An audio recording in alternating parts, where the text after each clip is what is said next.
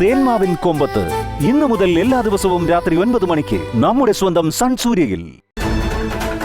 അവർക്ക് ആണുങ്ങളെ പോലെ രാവിലെ കുളിച്ചൊരുങ്ങി കമ്പനിയിലേക്ക് വന്നാൽ മാത്രം മതിയോ? അവർക്ക് കുട്ടികളെ സ്കൂളിലേക്ക് വിടണം, ഫുഡ് ഉണ്ടാക്കണം, വീട് വൃത്തിയാക്കണം, വീട്ടില് പ്രായമായവരുണ്ടെങ്കിൽ അവരെ നോക്കണം. ഇതിന്റെക്കിടയില് അവർക്ക് മര്യാദയ്ക്ക് ഭക്ഷണം കഴിക്കാൻ പോലും സമയം കിട്ടിയെന്ന് വരില്ല. കമ്പനിയിൽ വന്ന് കഷ്ടപ്പെട്ട് ജോലി ചെയ്തതിനു ശേഷം വീട്ടിലേക്ക് തിരിച്ചെത്തിയാൽ അവര് വീണ്ടും ഇതേ ജോലികൾ തന്നെ ചെയ്യണം. ഇത്രയും പാടുപെടുന്നോണ്ട് അവരിൽ ഭൂരിഭാഗം പേർക്കും ആരോഗ്യ പ്രശ്നങ്ങളുണ്ട്. ലീവ് എടുത്ത് ശമ്പളം കളയേണ്ടെന്ന് കരുതി പലരും അത് കണ്ടില്ലാന്ന് നടിക്കുന്ന.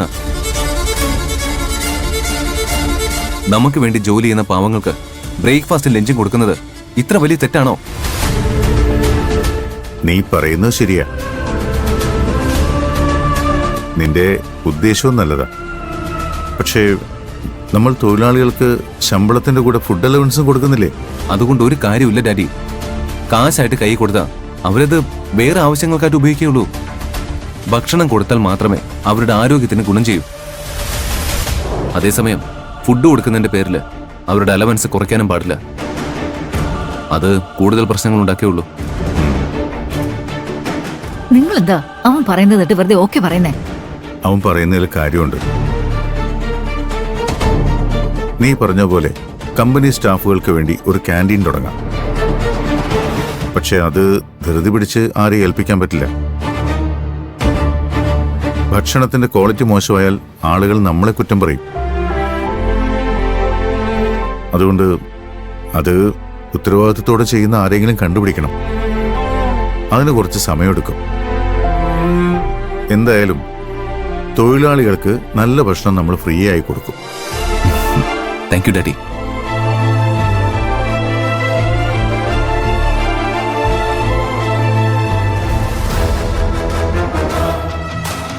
അവൻ പാർവതിക്ക് വേണ്ടിയാണ് ക്യാൻറ്റീൻ തുടങ്ങാൻ പറയുന്നതെന്ന് നിങ്ങൾക്ക് മനസ്സിലായില്ലേ? എനിക്കത് മനസ്സിലാകാഞ്ഞിട്ടല്ല. പക്ഷെ അവനോടത് എടുത്തടിച്ച് പറ്റില്ലെന്ന് പറയരുത്. അത് നിന്നോട് എത്ര തവണ പറയണം? അവൻ ഇപ്പോഴും പാർവതിക്ക് വേണ്ടി ഓരോന്ന് ചെയ്തുകൊണ്ടിരിക്കുന്നത് നിങ്ങൾ കാണുന്നില്ലേ? ഞാൻ അവനെ തടുക്കുന്നതാണോ ഇത്ര വലിയ തെറ്റ്? സീത, അവൻ ചെയ്യുന്നത് ശരിയാണെന്നല്ല ഞാൻ പറയുന്നത്. നീ അവനെ തിരുത്താൻ ശ്രമിക്കുന്ന രീതി തെറ്റാണെന്നാണ് ഞാൻ പറയുന്നത്. അവൻ പാർവതിയെ മറക്കണമെങ്കിൽ നീ പറഞ്ഞതുപോലെ അവന്റെ കല്യാണം നടത്തണം. ഇപ്പോ കല്യാണം വേണ്ടാന്ന് പറഞ്ഞ് നടക്കുന്ന അവന്റെ മനസ്സ് നമ്മൾ മാറ്റിയെടുക്കണം. അതിനുള്ള വഴി ആലോചിക്കേ.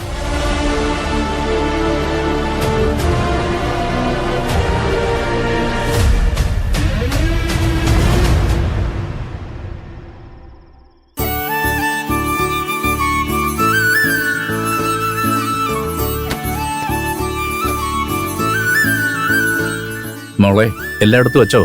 4 ദിവസത്തേക്ക് വേണ്ട തുണികൾ എടുത്തു വെച്ചിട്ടുണ്ട്. പിന്നെ ക്ഷണക്കത്തുണ്ട്. അമ്മയുടെ അമ്മ റെഡി ആയിക്കൊണ്ടിരിക്കുക. ഈ പാതിരാത്രിക്ക് എന്തിനാ ഇങ്ങനെ ഒരുക്കുന്നത്? ദേവകി വരുന്നേ. എന്തിനാ കിടന്ന് ഇത്രയും ബഹളം വെക്കുന്നത്? ഈ സമയത്ത് തന്നെ വേണം എന്റെ ഒരുക്കം. ബസ് വരെ സമയമായി. അതൊക്കെ എനിക്കറിയാം. ഓ, നമുക്കിപ്പോ ഇറങ്ങാം. നീതു അവളുടെ അമ്മയും ഇപ്പൊ എത്തുമെന്ന് എന്നോട് വിളിച്ച് പറഞ്ഞിട്ടുണ്ട്. ഞാൻ ഇവിടെ ഇല്ലെന്ന് കരുതി കറങ്ങി നടന്നേക്കരുത്. വിളക്ക് വെച്ച് കഴിഞ്ഞാ വീടിന് പുറത്തേക്ക് ഇറങ്ങരുത്. അടങ്ങി ഒതുങ്ങി വീടിനകത്തിരുന്നോണം. ഞാൻ ഈ വീട്ടിൽ തന്നെ കുത്തിയിരുന്ന് കഴിച്ച് തടിച്ചു വീർത്തോളാം. പോരെ? നീ തടിച്ചാലും ഇത്രേ കുഴപ്പമുള്ളൂ. പുറത്തിറങ്ങി നടക്കുന്നതേ അതിനേക്കാൾ വലിയ അപകടമാ. സൂക്ഷിച്ചാ ദുഃഖിക്കണ്ട. ഇറങ്ങാൻ നേരത്തെ നിങ്ങൾ തമ്മിൽ വഴക്കൂടുന്നത്? ഇവക്ക് നമ്മുടെ കൂടെ വരാൻ പറ്റാത്തതിന്റെ പ്രശ്നോ? വെറുതെ ഓരോന്ന് പറയല്ലേ. ഞാൻ തന്നെയല്ലേ നിങ്ങളോട് പൊയ്ക്കോളാൻ പറഞ്ഞ.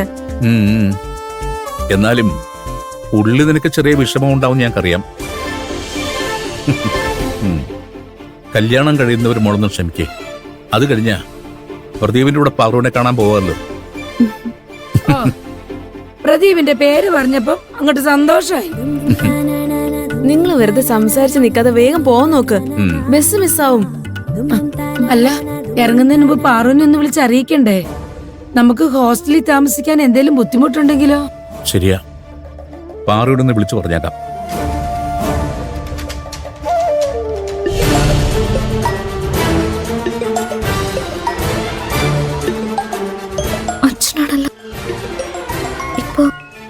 ഫോൺ എടുത്ത് സംസാരിച്ച എനിക്കെന്തോ വിഷമമുണ്ടെന്ന് എന്റെ ശബ്ദം വെച്ച് തന്നെ അച്ഛന് മനസ്സിലാവും.